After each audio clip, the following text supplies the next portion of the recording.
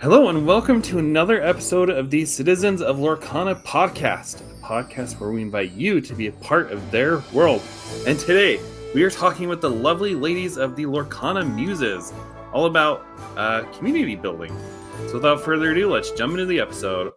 So first of all, let's welcome to the Muses to the stage. We have Kimber and Brittany and Stephanie. Hey ladies, welcome. So I've met Stephanie, and Brittany, but I haven't met Kimber. So, hi everyone. Thank you for being here. Hello. Thanks for having us. Hi, thanks for having us. So, I just had to, real quick share how we met. It was at NACC. I was standing in line to do Pack Rush with Steve Warner, and Stephanie was sitting on the ground there, and she's like, "Are you Citizens of Lorcana?" I was like, "I sure am." And I wish I had the pin. I have it here somewhere, but you're like, "Oh my gosh, I'm with Lorcana Muses." And you gave me a sticker and you gave me a pin. And then Brittany came over and said, "Hi, Kimber. I've listened to your podcast. You weren't able to make it. I'm so sorry. It was awesome." I can't get tickets for any DLC. Like, that's my curse. But I mean, I was super happy to have Stephanie and Brittany in line with me because, as James can attest, and I'm sure you can tell, I'm not good at waiting in line. Have somebody to kind of pass that time with was really awesome. Even though I ended up storming out of the line and going and doing a pack rush with another dev. It was a long line. Yeah, it was just a long, kind of weird line, but it was lots of fun to talk to you and get to know you. I've listened to your podcast since like the very beginning, so it's kind of like a star moment for me. Well, and you guys, you're just like, what am I trying to say?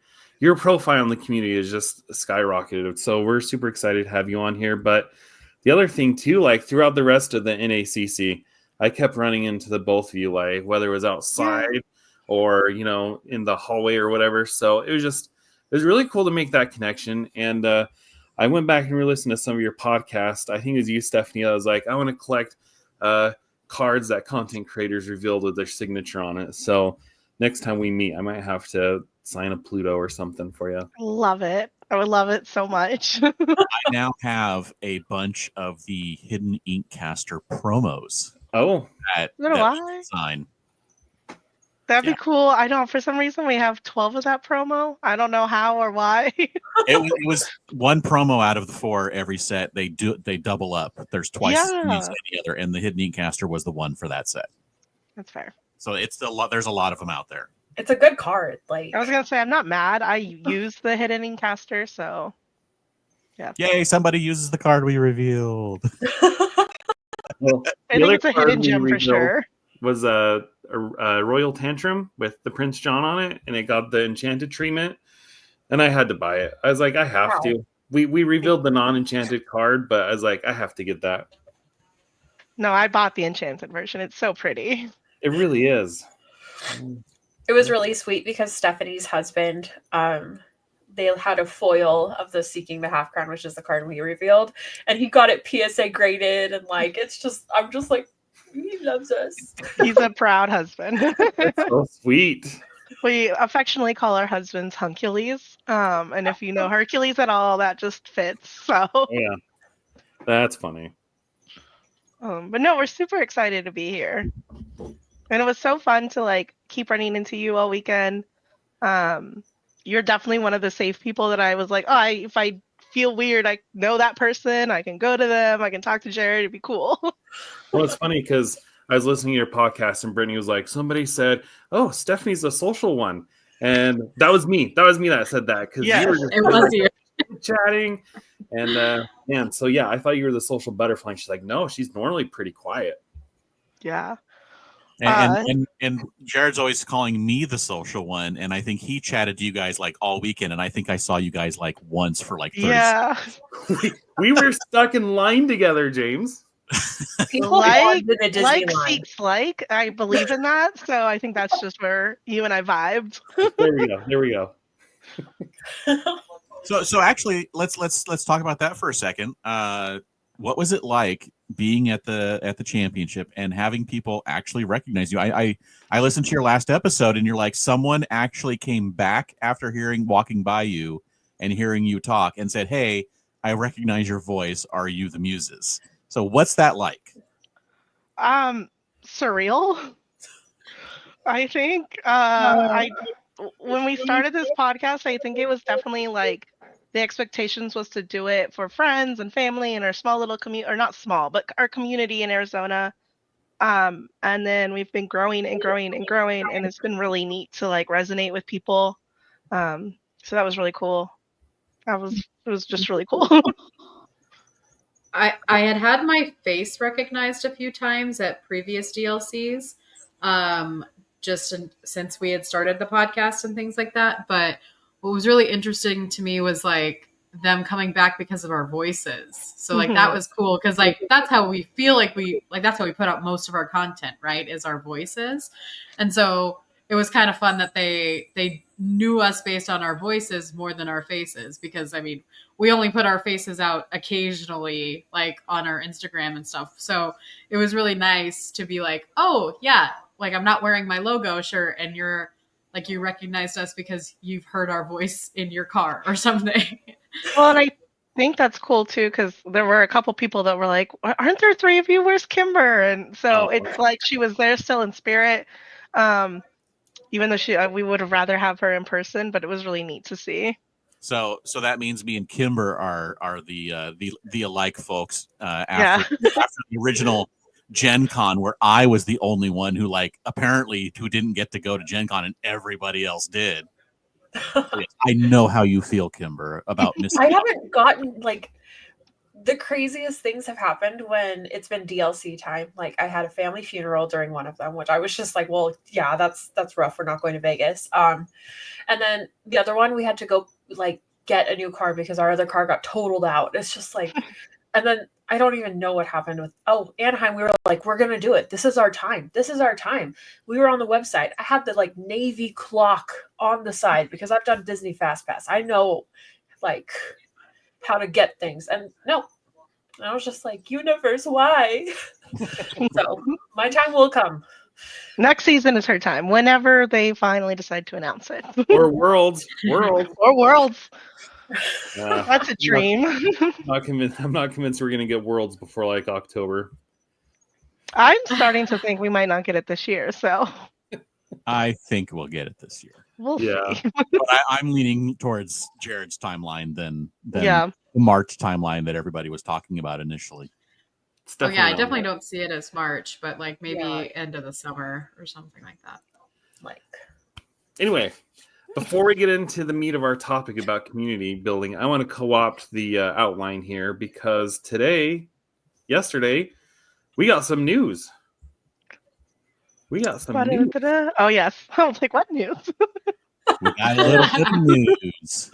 There was a London Toy Fair, and they had a little sneak peek about stuff that's coming up. So if you're looking on YouTube, you can see what we're looking at. But the first picture is a little teaser for Set 9, which is going to be Lorcana Fabled. And what do we think? Okay, first of all, I love this. This speaks to my old school Disney heart. I just look at this, and I'm like, that is my vibe. I mean, black and white Mickey Mouse. I know this isn't black and white, but this is the 1940s, 1930s Mickey Mouse cartoon. And what do you all think of this announcement of Fabled Set 9? Yeah, I think we're very excited.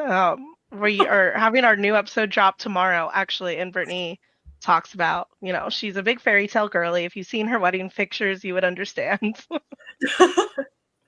I love fairy tales, and so this vibe is just totally my thing. And yeah, we do talk about it a lot in our episode, which comes out tomorrow. But I was so pumped when I saw this because it's just everything I love about old time fairy tales, and that they're on the horses that are similar to the globe that was released that came out when they released this movie, or it might have just been an after the fact, because it looks like like the globe that's after the Brave Little Tailor, this looks like the art that was released after the fact within products and things like that. And so like that's what I like about it, is because it's got that very nostalgic vibe, and it's got the nostalgic just Disney vibe to it, along with like Fabled could be so many things. And Stephanie was like thinking, oh, it'd be so neat if they was like a precursor or something. Yeah.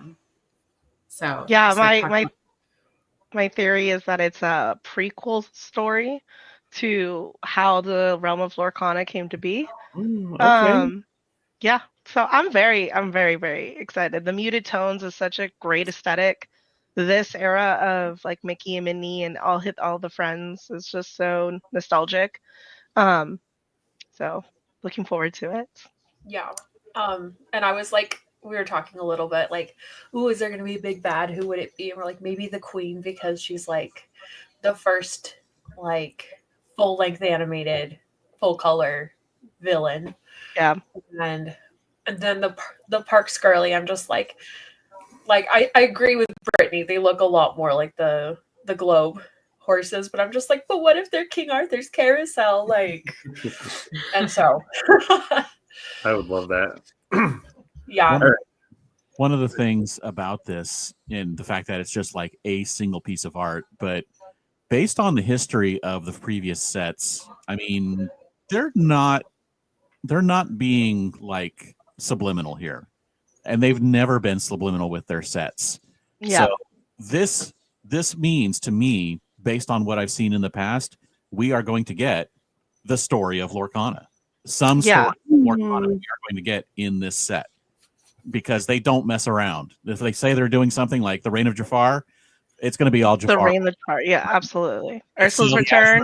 Sail the Azurite Sea. It's a bunch of ships and pirates and sailing on a sea. I mean, you get what they say you're going to get. So we're going to get a story of Lorcana. And how Disney is that? They're masters of storytelling. Yeah. And it's perfect. My dream, my wish is that the enchantments for this set are like black and white sketches of the characters. Ooh. I don't know. The colorful ones are always the best ones, so I'm hoping for that design as Enchanted, that fairy tale looking design. That's what I want, is like the muted tones, but it's still very colorful. Like that'd be beautiful. Yeah, I love like the watercolor. Yeah, exactly. All right, but there's more. So we also got a little sneak peek at some Archazia's Island product. And right here, okay, first of all, this is interesting because, well, first of all, we see Archazia here, which we're told is an original character to Lorcana and Ravensburger. But if you see the official graphic, Kronk carrying Yzma here is not in that. So that's interesting to me. But to the sides here, I think, but here's some more product. To the sides of this image, there were there were the starter decks on here. Yeah. The two starter decks, which are now movie themed instead of just two different characters slapped together. I mean, I'm excited for this. I think they're calling them single player decks now, starter decks, whatever.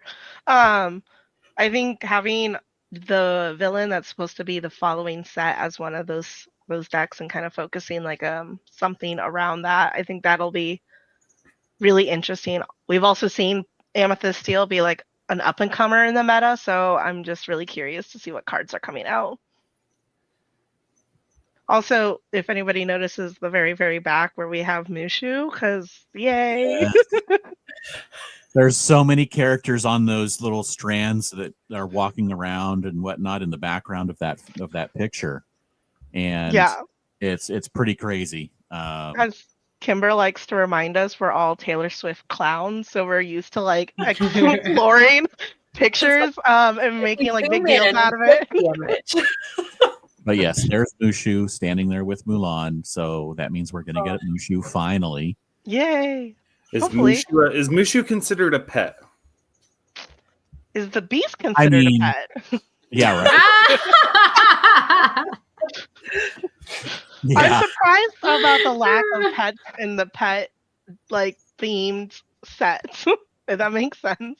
You know what? I made that comment on Twitter too, but somebody responded. You know, they put up the packaging for for Azurite Sea, and there's only one pirate featured on the Azurite Sea, even though pirates was a main feature of that set. So that's fair.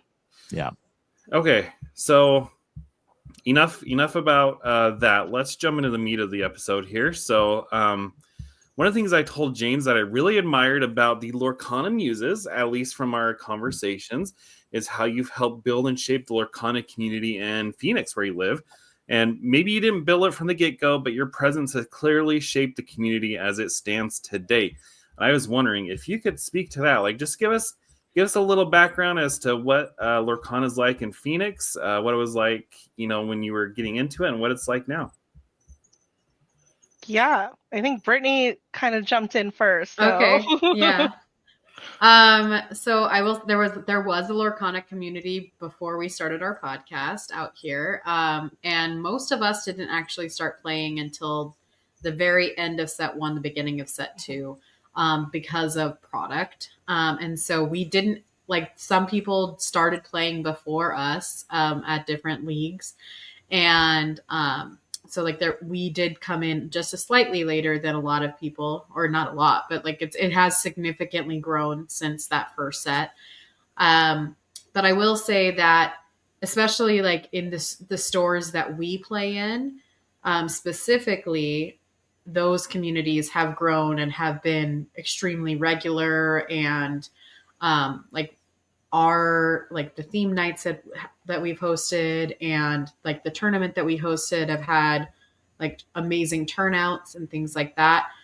But it's not just our in-person community. We also have a Discord that my husband started. And so that Discord is actually it's very busy. And so we talk about all the events at all the different stores, and we coordinate events between the stores so that's what Stephanie kind of does with the theme nights, is gets coordinating between the stores. And we have a lot of stores in our Phoenix area that play Lorcana, and we kind of have it staggered so that people can kind of travel to go to different Lorcana nights.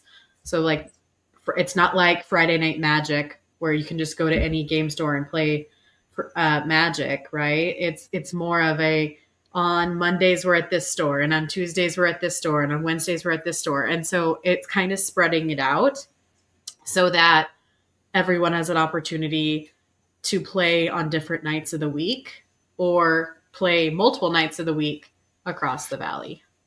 Mm-hmm. Yeah. And it's been really cool at the store that we record our podcast at and that we are at every Friday. I remember when I started playing, I was the last of the three of us to take the dive into the Lorcana pool. But I feel like when it started, we were kind of like, okay, hopefully we have enough, it'll fire. And now, like last Friday, we had 30 something people. 30 people. Just for Friday Night League. And it was competitive. Like, it wasn't just like, let me just grab my starter deck plus Maui. It was like, yeah, no, it's cutthroat. Our leagues are cutthroat. Like, there are some Friday teacher brain. I'm just like, why do I play Ruby Sapphire?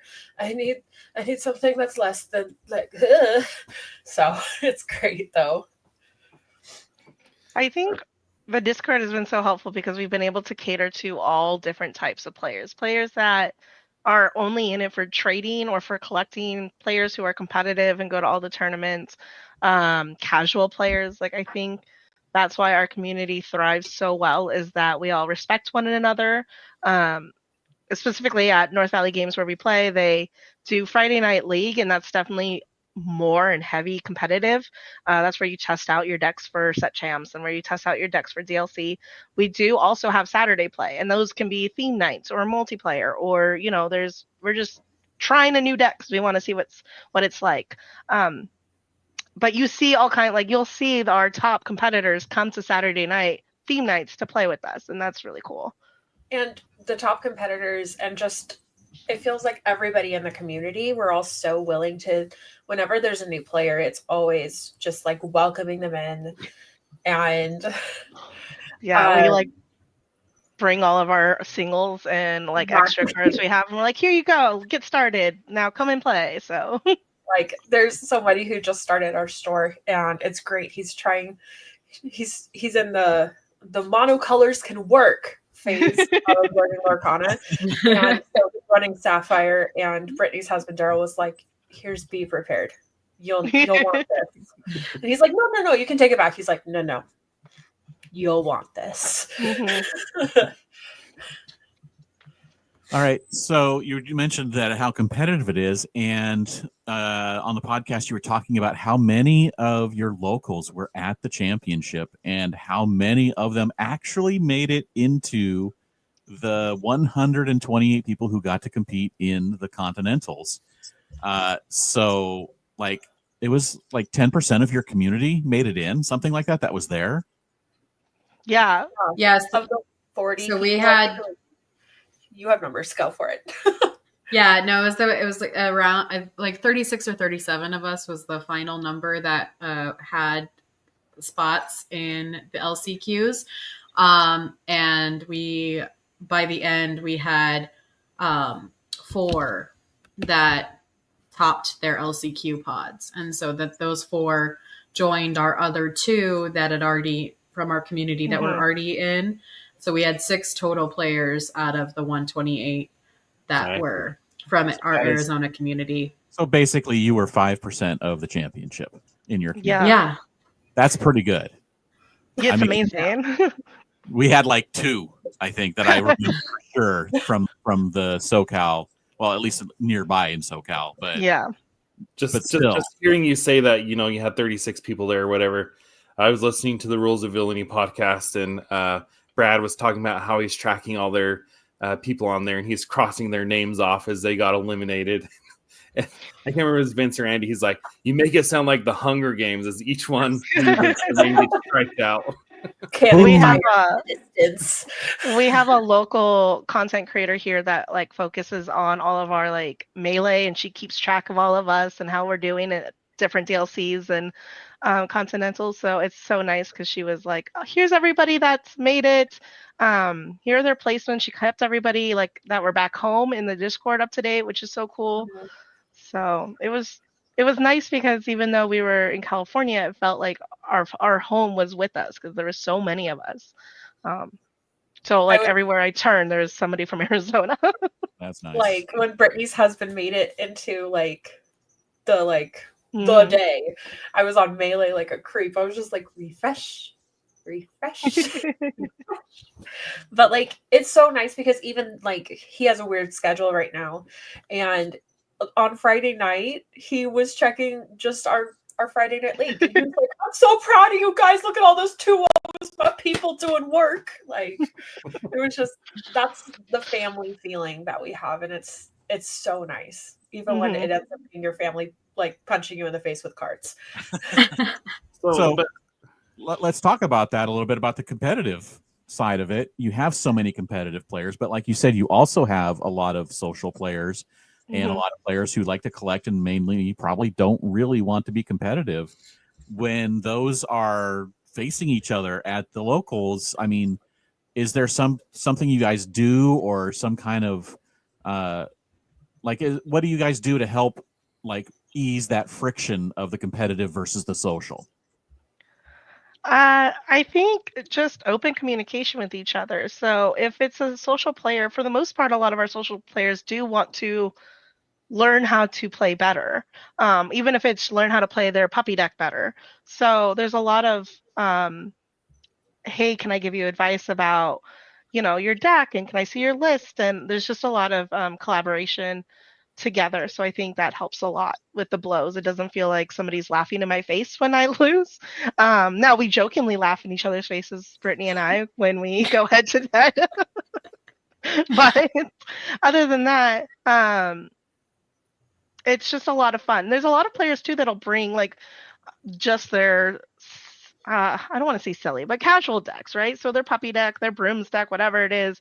And then when they're done with the competitive game, whether it's in set champs or in league or whatever, they say, do you want to play another game? I brought this other deck to try. And then that kind of helps to, you're learning some new mechanics. You're usually able to win against those decks. So it's not as terrible. And I was thinking, because I've like had decks that have done really well at League. I've had decks that like explode, burn on the ground, and I Mhm. a whole entire experience that night. And both times people are curious about what I'm playing. Yeah. What and it's not just like, oh, can I see your deck list? Like, ooh. Like if there's something cool that I'm doing, like I love running Maurice's workshop in my Ruby Sapphire, which is not a common ad. I feel like, okay, I'm curious. And so they'll ask questions about it. And there's this feeling that we all want to understand how we play more and not Mhm. just like, oh, well, here's the list of what you got to do to get better. And so I think that attitude approaching those conversations is really, really helpful. Yeah.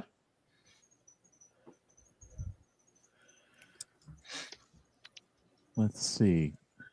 Next, did you want something, Jared, or No, were you no, just spacing go ahead. out?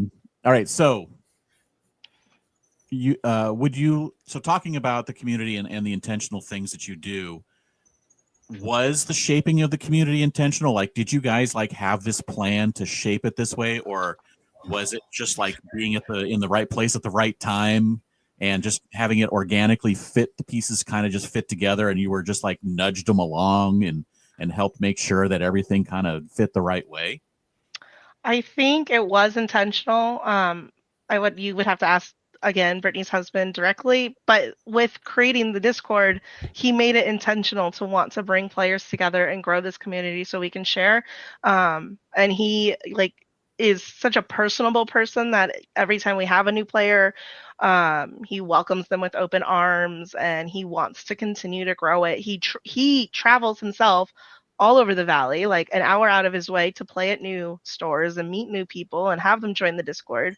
So I think he was kind of our pioneer and he's continued doing it and he's always like had it up, and I've always admired that he's done that. And then kind of I think us as the Muses have been able to help too with the podcast and just speaking about how wonderful our community is. We've had a couple of players come into North Valley Games because they've heard us talk about it so much and heard about the great community that they wanted to try it out and see for themselves. They've been playing at home for however long and didn't even realize there was a community out there. So I definitely think intentional for sure. Yeah, I think I left before this part, but I'm pretty sure James was telling me that at the very end, after the championship at the NACC, Ryan was, or Steve, or somebody gave a shout out to the content creators, especially, those, that were there shaping their community, because they really set the vibe or the tone for everybody going forward. Because Yeah, there are some games that don't have such a welcoming community, but I think by and large we're pretty good in the Lorcana community. Did I get that right, James? Yes. no, Yeah. I wholeheartedly agree. My husband plays One Piece and he often will go and come back home from League there and be like, I miss Lorcana people because we have cultivated just this wonderful community. So And I think that's something that we need to make sure that is said and like I guess regurgitated often, of let's make sure we're saying that it's intentional, that we're making the community this way. absolutely. We are doing this because we want to continue to be welcoming, and we need to continue doing this so that, as if Stephanie has some life things that need to happen and someone else needs to come in at the store she's playing at and continue it on, they need to make sure that they understand what was done to get it to that point so it can continue being done to keep it from there. And all the new people come in are basically to keep the mindset in the same direction. Absolutely. Keep talking about it and not just like hoping that, that it will just continue the way it is, because, ships need captains, right? They need they need a direction to go. They need someone to steer. And, the content creators are part of that. Ravensburger themselves are another part, and then just everyone at the local community helping to keep the community in a certain way is obviously has to be involved in that. But I just think that having people that are in the stores, helping, organizing, taking that first step or continuing the steps are definitely necessary to keep the game going the way we want, the way we hope, and to always be this nice. No, absolutely. I agree 100%. So I want to get a little practical here. Let's say I'm from, this is where I grew up, a little town in Idaho called Pocatello. So shout out if anybody's listening from Pocatello. I went to school in Rexburg. I know Pocatello. Oh, really? Yeah. Well, high five. Frozen high five through there. That's fun. So, okay, let's say I'm feeling really inspired to build a community like the one you have in Arizona. What would do you have any action steps for that? What would that look like? I think find a store that feels comfortable for one, because you want a store that's going to listen to the community and provide feedback. Talk to them about starting a Lorcana night if there isn't one. If there is one, then just start playing and start talking to people. I think not everybody needs to do this, but creating like an online kind of hub where they can talk offline and not in person also helps. There are a lot of anxious and a lot of shy people in, I think, card games in general. So being able to kind of hide behind a screen sometimes and get to know the community a little bit before jumping right in really helps. So I think just like going in and talking and like creating those conversations. I think bringing friends in too, because yeah. Like you guys did that with me, where I was just like, no, I don't know how to, and I don't like being bad at things. And so like respectfully, no, thank you. And then you're just like, we'll just rent out a room at one of these game stores and it will just be us being safe. And I was like, if there's snacks, I'll be there. And then there were. And I was like, and then I was like, well, this starter deck is getting trashed because y'all have these nice decks. And then you guys were like, oh, try this Steel Song. And I was like, oh, I like Control. But then when I was afraid to make those choices, I was like, Brain Trust. Can I play with a Brain Trust where they're telling me what to do so I can learn it better? And just having people being like, here are little stepping stones. Come with us. And like they breadcrumbed me right into the witch's house of Lorcana, which is not the nicest metaphor, but my baby would agree with it. My goal is to like put together kind of I'm a PR girl, so I'm always like press releases and documents and how-tos are my bread and butter. So I would love to put something together for smaller communities or communities that don't have a large Lorcana presence to like how to get started and get a lot of the feedback from our own community. What are we doing well? What did you wish we had done better? Kind of thing. So maybe one day. Fantastic. What about you, Brittany? Any thoughts? I will say, like, because like we definitely were there right at the beginning when a lot of these communities were being built up or at the different stores, is that a lot of how the community is developed depends on the game stores that you have. That truly is a like crucial first step, is having a good game store to play at. But like only having a game store is not the only thing. There are libraries that you can rent out rooms. There are, you can play at a restaurant. You can there are so many other options in case you don't have a card game store in your community, because that is something that people have been saying online is like, we don't have a game store where we live. And I'm like, okay, well, do you have a restaurant that has big tables? Do you have trying to just give them a place where like a community hall type feeling, just to host a how to play Lorcana night to introduce the game. And we haven't done a how to play Lorcana night because I think we've just introduced and helped teach people like slowly along the way, but it is something that we've looked into is like, would there be some interest? Like we've talked about hosting a kids summer camp this summer as the Muses, and doing like how to teach kids how to play Lorcana as a summer camp.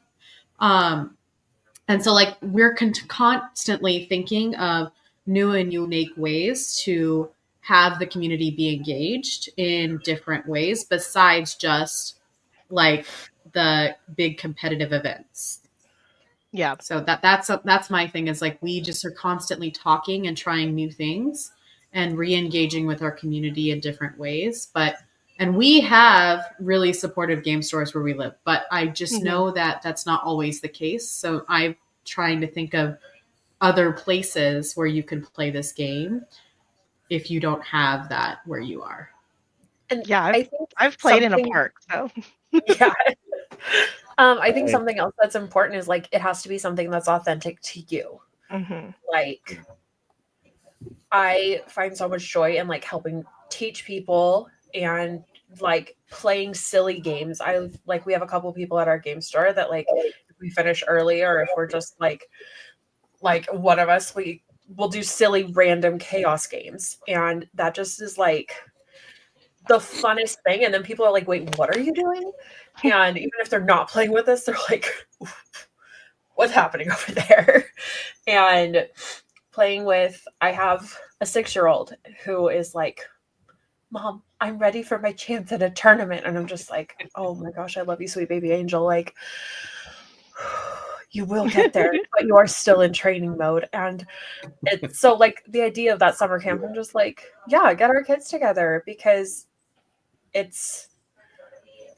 really is like a family. And I don't, not in a toxic workplace kind of way. Like we actually care about these people and check in with our, like, and the Discord helps us remember that everybody is a real person. Like they have work, they have hard things, they have cars that break, and like all this other stuff going on. And it just helps you approach the game as like, we're here to spend time together and also do this fun card game. Yeah. So if I were to kind of summarize what you talked about, Stephanie, you talked about, and Brittany, the importance of having a local game store. Ideally, that you could have a launching off point. That's just a natural place to gather. People can buy product there.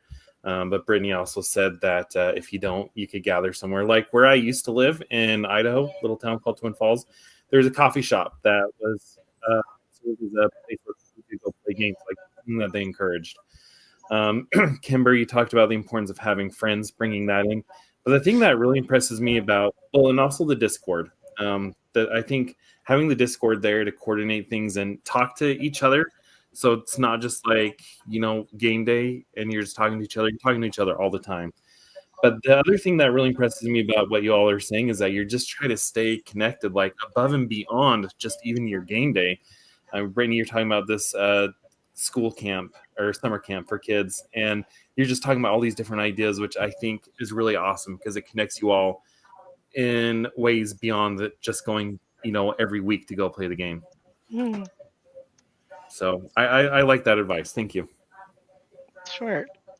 And now I'm going to bring it down. Oh no.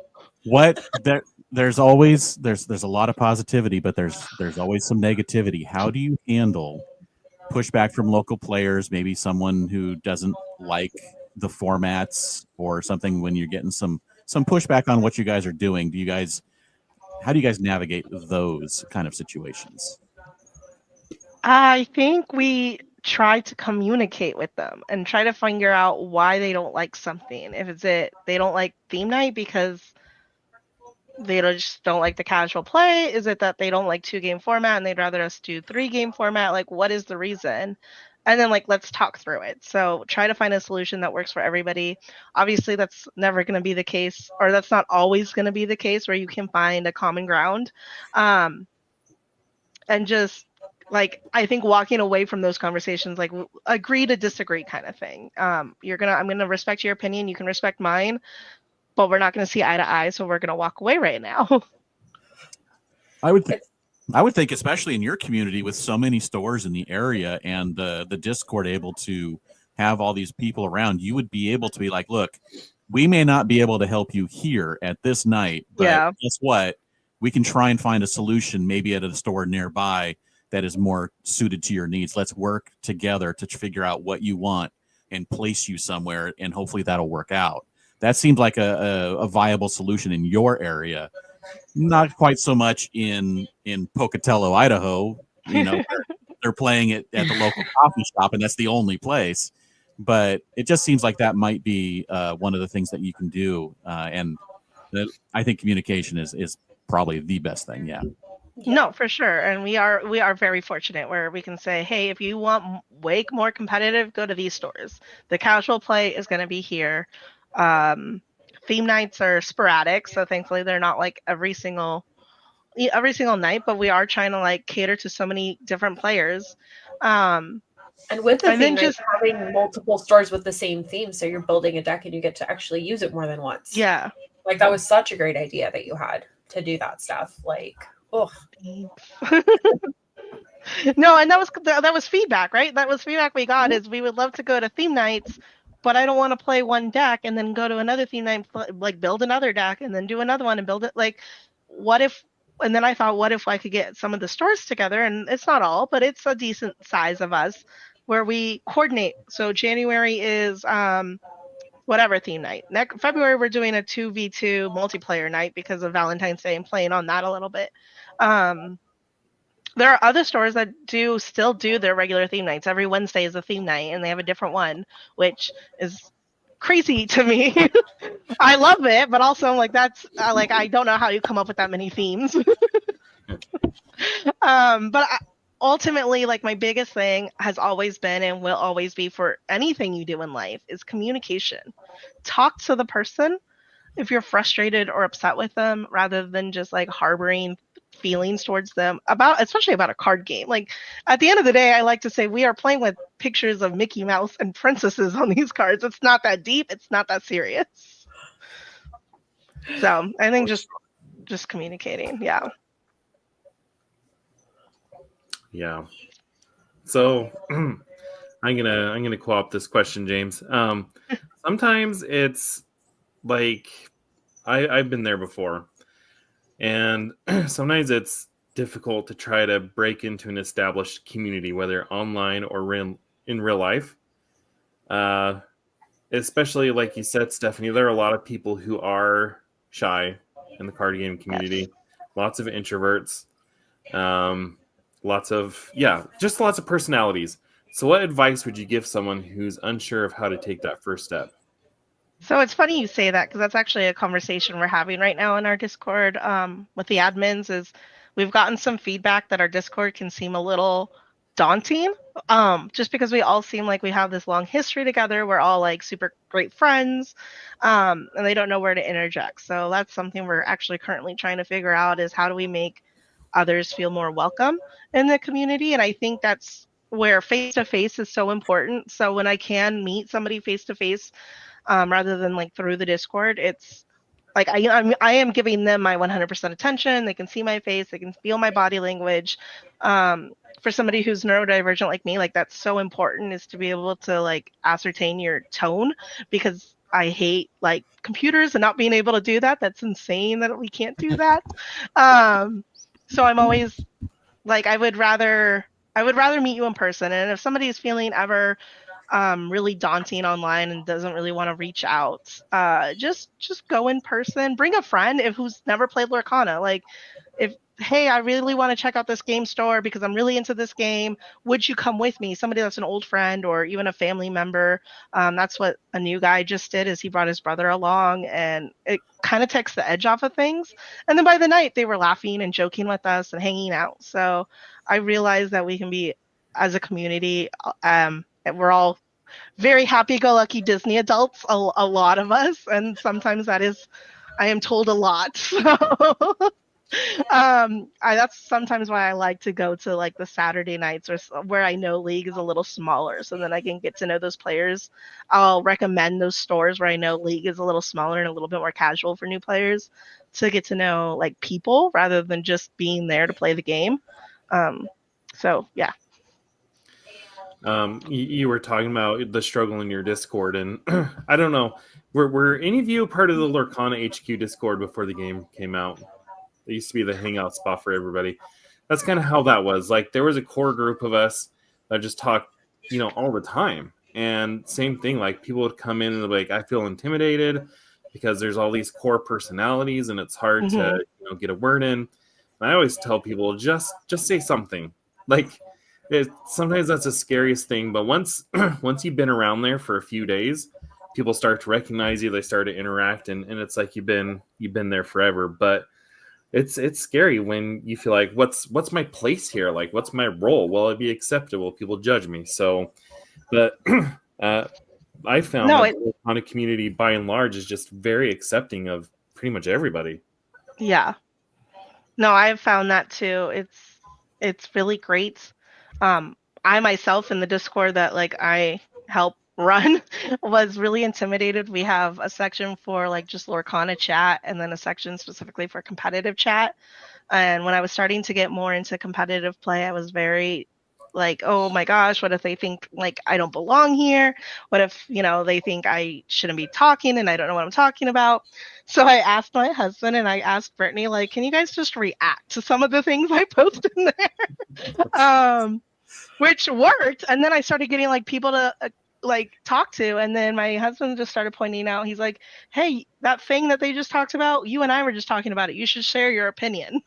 So yeah, it happens with everybody, even with like the most involved people in the community, right? Like it just happens. Yeah. So here's this is where I struggle. Like, I do have, not now because I decided to be an adult and work a second job. So I'm not able to go to League right now. But even when I do go to Leagues, I don't know, this is just me. I have a hard time connecting with people. Like, there's a couple people that I know, but I have a hard time, like you all seem like you're just friends with everybody. But for me, it's hard to, I know it sounds crazy, but it's hard for me to make that connection with people at my locals, even after like going for a year and doing that.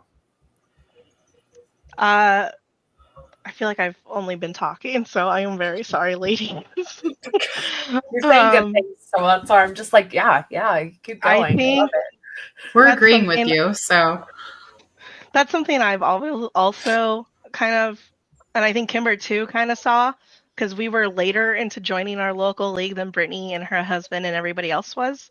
So when I first started going to League, Brittany was talking to everybody and Daryl was talking to everybody. So like my safe people were kind of scattered, which is fine. Like they're there to like talk, and they are very much outgoing. Well, Brittany's outgoing, Daryl's outgoing in Lorcana. But it was very daunting to like have to talk to new people. Thankfully, again, our community, I can't brag about this community enough, is once I just started like sitting down and playing a game with somebody, because we have to, because it's League and we're playing rounds. After our games were finished, they just started asking me like, what's your name? How do you know Brittany? How do you like fit in? How long have you been playing Lorcana? And those little bridges have been really helpful. Yeah, I find the questions when there's a new player, the questions you can ask that are very simple, will help get things going, to get a connection going. Like, how did you find out about Lorcana? Did you collect it first? Yeah. What's your favorite character? What's your favorite card? All of those simple questions that have hopefully just a singular answer that can help the conversation go back and forth a little bit, are always the things that will help spark that conversation and go further from there. Yeah, and Brittany was so great too with just, hey, like introducing me to other people that she knew I would have things in common with. So talk to this person. She also loves a goofy movie and will talk to you ad nauseum. And now I think I'm trying to work on myself and do that more for our new players. So I talk to them and then let them know, hey, we also have other people that would love to make a mono sapphire deck work. I don't think it's gonna, but you should go talk to them about it. Flounder. Only. All right. So I think, sorry, Kimber. I was gonna say like something else that I do whenever I feel that kind of just like it's like almost like I can feel the doors of my social like nervousness starting to close, and I'm just like concealed, don't feel, and I just want to like go sit in a corner. I think my defense mechanism, thankfully, is very helpful where I just kind of like poke fun at things. And especially when I was just starting, I was like, hey, so sorry. You're going to have a 2-0. Congratulations. I'm just starting to learn this game. So please help me along the way and we'll laugh through the journey. And like that really, I think was disarming. They were just like, oh, she's crazy. No, I think that's everybody's defense mechanism. Honestly, I was just humor. like, I just poke fun at myself, and I'm just like. And now you bring down the hammer. Yes. The ruby sapphire. Oh, so she mean. brings the pain. Both of you do with the rubies. No. I feel so bad at League. My deck is so nice. I felt so bad because I was playing against some people and we were having this great conversation and they would get this nice board state and then I would play Lady Tremaine in a brawl and I'm just like, I'm so sorry. And thank you as a person. Not bad. I'm so like this is not personal. And also, I don't know if I'm cut out for these colors, but here we are, and I just CC'd all of your friends. Peace and blessings. Like and I think just keeping it light is helpful. Like, yeah. I don't know.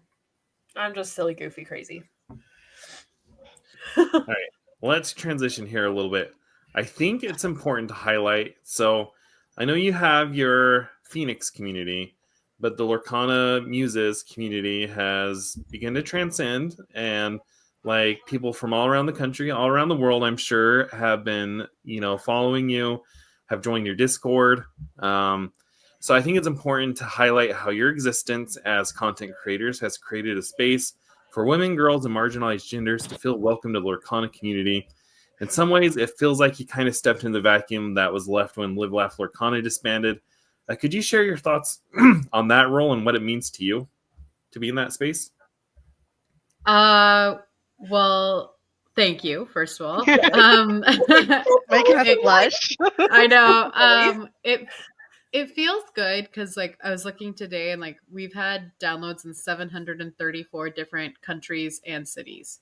And so like that's insane, right? And we've kind of grown exponentially pretty fast. And so like that's also been kind of like a hurdle to come over because we were just like, we just wanted to talk to our locals. And then we're like, oh wait, we're talking to everyone now. And so we've had to like alter a little bit of our content. Like we do talk about our locals all the time, but try to make our content slightly more broad than we were originally planning.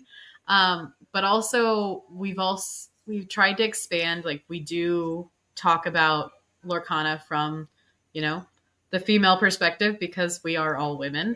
And we do try to talk about it from a perspective of people who aren't necessarily like the most competitive or, the going to be playing at the highest levels or things like that. And we try to talk about the community and things of that nature. So we try to balance our content and those types of things. It's wild to think that we've taken up the mantle of our, other female podcast predecessors, who we loved and adored when they were making their content. We do have a lot of those same listeners that they had. So we're trying to do them justice because I do feel like we have a similar vibe to our podcast as they did. But we're not to their level yet, I don't feel, just because they grew when Lorcana was beginning. And so like we came in a little bit later. And so we have to build up our community a little bit slower because we weren't one of the originals. Yeah. I mean, I think we, from the beginning, wanted to, I don't want to say mimic, but mimicking is the greatest form of flattery. We love to Live Laugh Lorcana and all the other, like, I say girly pop, but girly pop like vibes from those podcasts. And we just wanted to expand that community because we were seeing it as a marginalized community. And we really wanted to like continue that conversation and hopefully have other females and other just marginalized communities like speak up and talk about their experience with Lorcana because it is it's not like other TCGs where it's so male dominated, but it still is male dominated. I mean, look at the DLCs, look at the NACCs, like not very women or non-binary people are playing. So I think we just wanted to like continue to find those people and like create this community and build it up and hopefully encourage them, if anything, to come out and play at stores so we find them more, to go to the DLCs so we can see them. I would love to see more people, more. I would like to see more women in those competitive like top 16 and stuff like that. I think it'd be amazing. I think that something that we strive to do is to be like authentic and honest and real about our experiences. Yeah. And how us being women can play a role, how us having various, like, I'll say for myself, mental illness, like the anxiety is real. Sometimes I go to League and I'm just like, I am in a depression hole right now. Like, I am here because it's part of my routine and I need to get out of the house. And sometimes just being willing to talk about that, like, we form communities by finding people that we feel seen by. We feel like we can show up in places with people who are like us. And so I teach third grade, and I always tell my students at the beginning of the year, you will never be the weirdest one in the room because I promise you I'll be crazier. And the way that just instantly like lowers the tension. Yeah. And I want to do that for this Lorcana community. I want them to be like, you know what? I'll never say something as embarrassing in front of as many people as Kimber, because like there she is and she's owning like X, Y, or Z, and like just being real and trusting a little bit, that faith, trust, pixie dust, that people will find connection in that and show kindness and grace in us being women. And just, I mean, not just women. I think us talking about mental health has helped a lot of people. We've had people come up to us and say that they appreciate our outlook and how to deal with like big tournaments with people who live with anxiety or people who are autistic, or have ADHD or whatever it is. I think it's just continuing to growing, and we really hope like we continue to be authentic, if that's all we are trying to do. So if you resonate with any part of that, that's great. I think Kimber and I offering the perspective of juggling a hobby while also being full-time mothers too is, you know, we've had people come up and be like, I didn't realize like I could have a hobby as a mom. And I'm like, yep, it's possible. It's hard, but it's possible. Or Brittany, last year, she was, you know, doing a master's degree while juggling teaching, while juggling Lorcana. And so I think just providing all those experiences together, you're bound to find people that resonate with you. So hopefully we do them justice. My respect for y'all just went up. Oh, thanks. I'm just like, stop. I'm an open book. I know. I'm really hot now. Well, just know we appreciate you, and your contributions are appreciated in the community for sure. Cool. And speaking of, as leaders in both Phoenix and online, what has been your proudest moment? Ooh. Oh. I think, like, as a Lorcana player, I think my proudest moment, like just playing the game, was the ability to teach someone else the game. Like, it's always proud of me. Like when somebody comes to ask me like how to play the game, or like when people reach out and be like, oh, I remembered you played this deck. How did you build it? Like types of things. Like those are always like when people come to you for advice. As the Muses, I think I'm most proud of us being able to like make connections with people like in person that like we talked to originally online, like being able to meet people like at a DLC, not necessarily other content creators, because although other content creators are fantastic, I've really liked connecting with like listeners and people that have listened to us and like play things like from like our advice, or like came out to a DLC because they had the courage after listening to us and after like having that like level of connection with us. because although we loved meeting other content creators, like, yeah, you guys are already into Lorcana. And so like that's my biggest thing, I guess.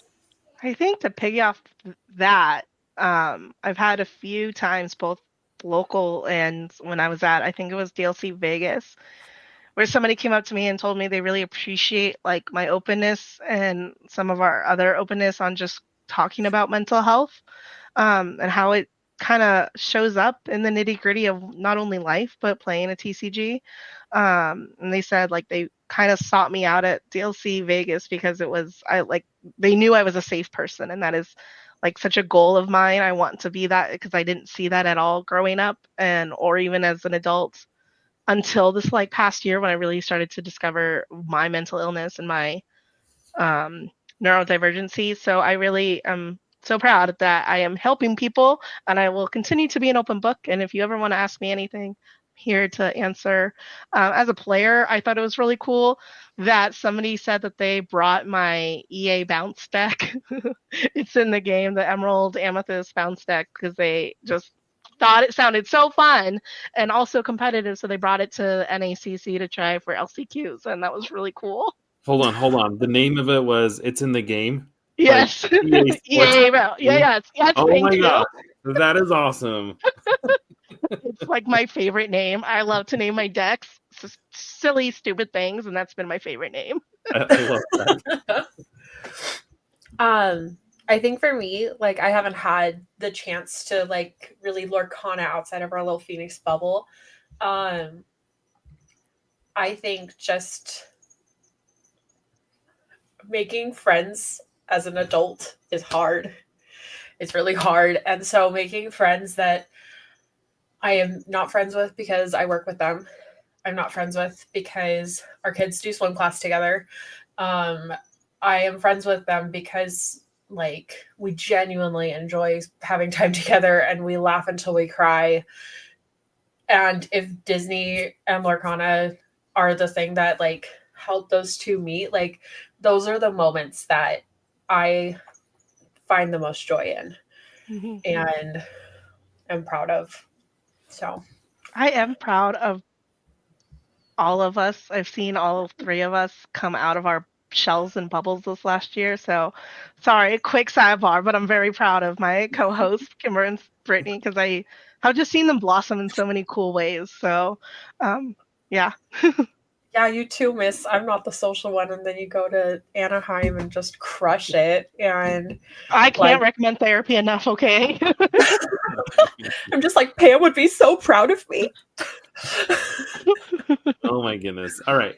So this next question is a little selfish on my part. But as a content creator, have you ever experienced burnout? And if so, what have you done? Yes. Yes. Yes. I think having three of us helps a ton. Because when one of us is like feeling burned out, the two others really pick up the slack. If, hey, I need to miss a week because when I'm sick or my kids are sick or I need a break, the two others are there to like pick up where I've left off. It's been so helpful. So helpful having a co-host. And I'm sure you guys kind of attest to that too. So and it's so like there will be days where it's recording day and I'm just like, I just want to go home and get my heated blanket and my weighted blanket and get both of my cats and make them snuggle me against their will. And I'm just like, no, I have to show up for my friends because like they're counting on me to be there. Like, unless there is some kind of like nasty sickness situation, like we're gonna be there. Yeah. And so and we bounce. Like there are times where we start an episode and we're like, what are we talking about today, friends? And like not to look behind the curtain too much, but there are times we're like, I don't know, let's wing it. Because that's we're always like we're always excited for reveal season because it at least gives us something to like hold on to, right? Like to have something to talk about, at least to start. And we get story time and we get I think it helps. Yeah. We get the compliment a lot that the people like our podcast because it sounds like you're just entering a friend conversation and listening to a bunch of friends talk. So I think that's done slightly on purpose, but also like the three of us have been best friends for a while, and it's what happens, and we try to gear the conversation towards Lorcana for the most part. But as you know, we talk about so many other different things too. So The tangents are gonna it tangent. definitely happens. It for sure happens. I also find a lot of creativity and like I am always on social media to see what other content creators are talking about. And I'll bring those topics to the other two and be like, hey, there's a lot of discourse. Like right now, there's a lot of discourse about Ravensburger and the lack of communication. So let's talk about that. You know, I think it's important to open up communication, good, bad, and ugly, to our community so that they know we're not like just there to pander to Ravensburger. We're there to actually have conversations about what's happening in this community. So we're always like willing and like looking to see what everybody else is talking about and what we should join the conversation on. So speaking of social media, who's behind your account? Okay. I didn't realize that. Okay. No, Brittany is on Instagram. Yeah. No, I do a lot of the like communication on Instagram, but if it's on X, which is where you talk to us mostly, it's Blue almost Sky. always Stephanie. Okay. But Instagram, it's between like I do a good amount of the talking on that one. And then Kimber, I don't think we get a lot of messages on TikTok. Is that a thing on TikTok? See, like I'm not on TikTok very much. James, which social media platform are you covering for us? None. Blacker. No.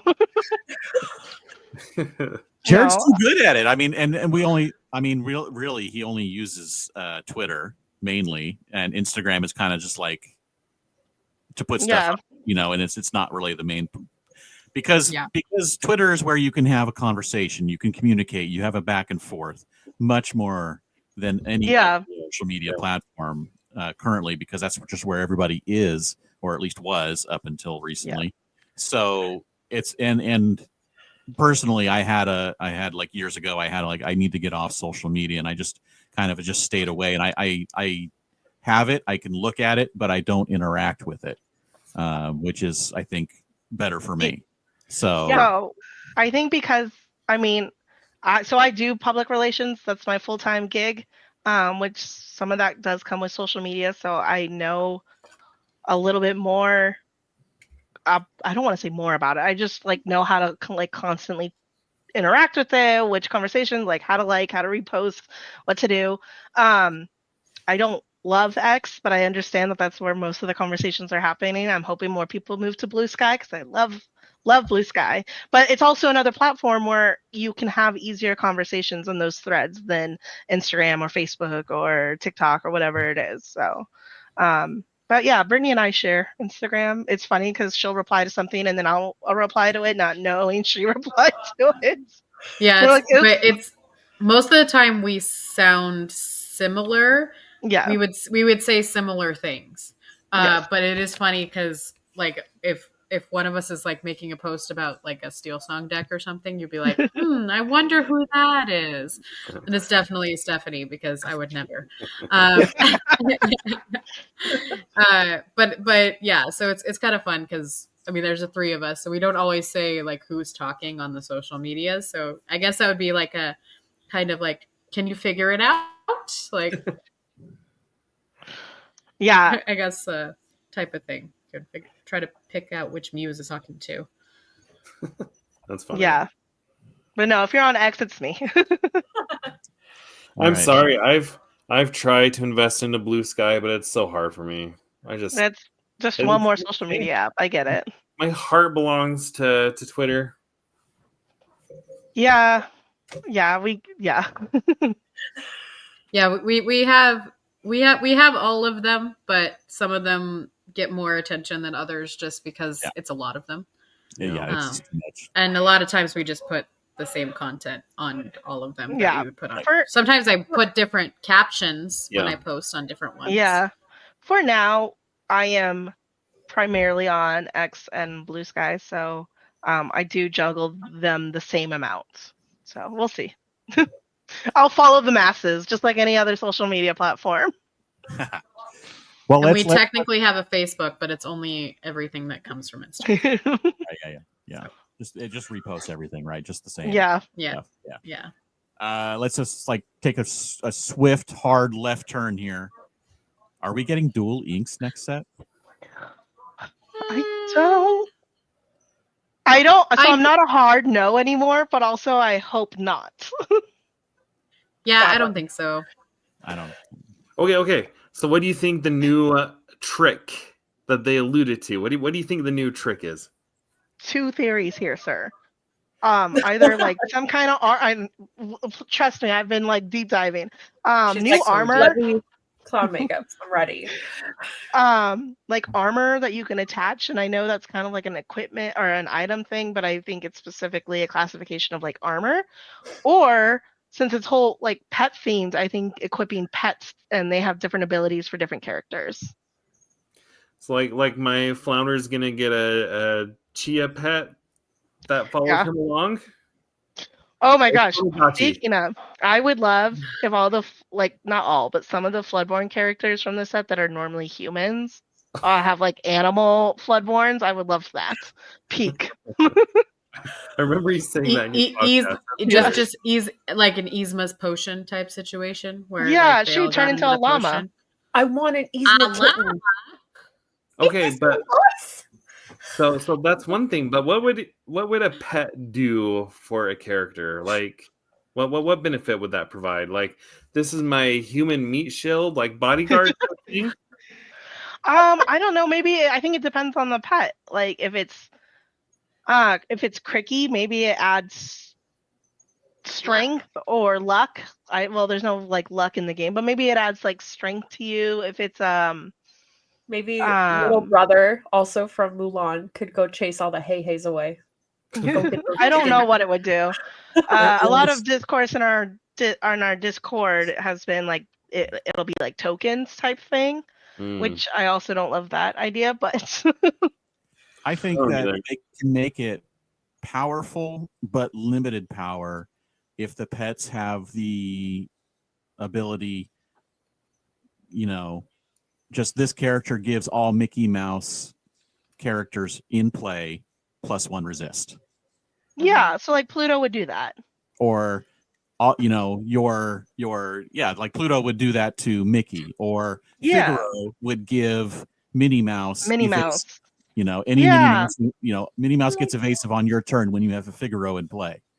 Just basically where it's powerful because you're giving them really good abilities, but it's limited because it's by character. And that's what pets do. They go with their owner, and therefore they can only help their owner. I like that. That's now headcanon. Like, that's what's happening. I'm with you. I like that. Yeah, right, James? I don't know. It's gotta be coming. I've never been on the train of thinking that there's going to be dual inks just because I think it's too early within the game to do that. I think so too. And so like that from me in terms of like how long the game has been out, that is the whole reason why. I eventually think that might be something. Yes. But I think it's too early in the game for that to be what's happening.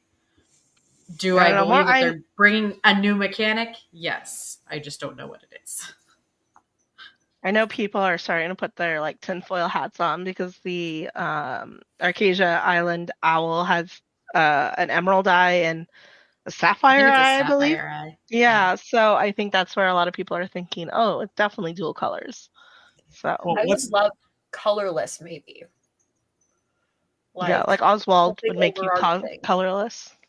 Like pull down the wall. Colorless, Floodborn, hey Supreme. Controls army of chickens. Everyone else loses. Floodborn hey is coming, I think. Yes. Hopefully. I am a hey truther. Floodborn hey every ink. That's what we've said is every ink. That's why they haven't released them yet. All right. Here's the final question here. When we alluded to this a little bit earlier, when are we going to hear about Worlds? The inside track, right? Yeah, don't you?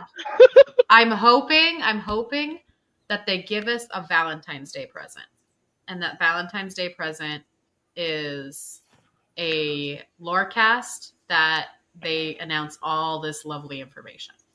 That's what I'm hoping, because I've also like like that. seen like possibilities of like them doing like, I don't think they're doing Valentine's Day like events or anything, but that's my hope, is like that they give us a gift the week of Valentine's Day, because they've done most of the Lorecast earlier in the week, and Valentine's Day is on a Friday. But that's my hope. It's like they give us a little sweetheart treat, and that's my prediction, is by Valentine's Day we get the information. I have done so much research to be like, is it Mickey Mouse's birthday coming up? Are they waiting for a Lorecast for that? Is it like the Oh my God. anniversary of something? I don't know. We turned you into such a Swiftie. You're like adding numbers together, and I know. What have you done to me? I'm so proud. But Valentine's week is 3 weeks away. That's I what I'm know. saying. 3 more weeks? I don't know. I don't know Will if they you were get an waiting for announcement like, of it? I don't know. Oh, jeez. Okay. All right. So again, thank you, Lorcana Muses, for coming on our podcast. We've covered a lot of ground, from community building, how you got started, how you've like grown from Phoenix to being more of an international presence, and North America, challenge. We've talked about a whole lot of stuff. I think everybody listening has got to love you as much as we love you. So if people want to find you, where and how can they find you? Oh gosh. Okay. X and Blue Sky and Instagram at the Lorcana Muses. Blue Sky and Instagram on the Lorcana Muses. X at the Lorcana Muses Pod. TikTok at the Lorcana Muses, and Facebook at the Lorcana Muses. Sounds like you've said that a few times. Yes, almost every end of the episode. You forgot to We need to mention just add it podcast. to the end roll. Oh yes, What? that's our main thing. Is our Yeah. Our podcast. podcast. You can find us anywhere you listen to all your mainstream podcasts, Spotify, Apple, whatever. The Lorcana Muses podcast. Awesome. We drop episodes every Thursday, so. I know. I'm not gonna lie. After North America Continental Challenges, everybody's like releasing their podcast, and ours doesn't come out till Friday. And like, I felt like by the time our podcast came out, Yeah. everything had already been said that was gonna be said. That's kind of Anyway. where we're at usually, because, like Brittany said, news or lorecasts are usually done earlier in the week, and so by the time Thursday rolls around, I'm like, we're late to the game, but that's why social media is so great, because then you can talk as like the Lorcana Muses about the news. That's so. true. I ran a poll because somebody at the NACC told me, "Oh, I didn't realize you had a podcast. I only knew that you had a Twitter." So I did a poll. I'm like, how many of you are aware? So I did this on Twitter. How many of you are aware that that we have a podcast? It was like 45% of the people said they weren't aware. Like, what am I doing wrong? You post every single week. Hey, this week's pod. Yeah. That's insane. Anyway. Mention it more often. Do better. I think that's what it comes down to. I need a PR person like Stephanie. That's what it comes down to. All right. So if you liked what you heard, you can follow us on YouTube. You can subscribe on the podcasting platform of your choice. You can find me on the website formerly known as Twitter at Citizens of Lorcana. And James, land this plane for us. Where can they find you? Well, you can find me everywhere online at Dan Regal. And thank you, ladies, for joining us. And we will see you all next time. Bye. Thanks for Thank having you. us.